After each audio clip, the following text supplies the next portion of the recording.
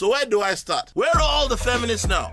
France, do we speak too soon celebrating a actual left-wing liberal party winning in France?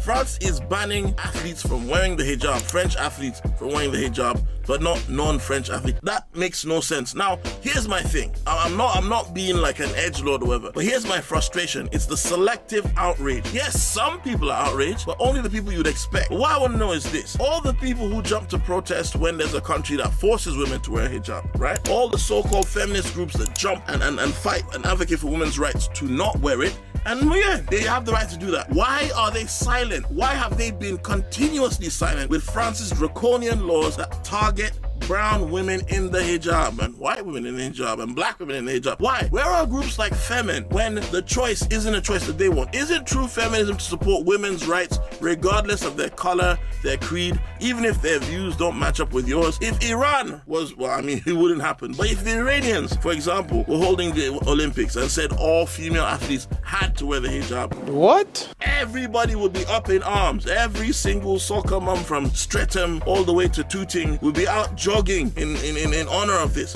But now female athletes who choose to wear the hijab, for them this is a religious obligation that they want to keep, and it doesn't hinder their performances in any way. And even if it does, it's their right to do so. Why is it such a hard thing for people to come out in support of them? What is it? And like, people forget as well that this is not just a small thing. France has had a continuous history of antagonizing Muslims. And I'm not just talking about colonialism. I'm talking about in the 60s where thousands of Algerians were murdered, and France only after 20 years acknowledged that, well, I don't know, maybe it did happen, but maybe it did not. I cannot quite remember how many of the Muslims we killed. The world needs to speak out more. France is slowly becoming, and I hate to say this, an apartheid state towards Muslims. It's always been that way.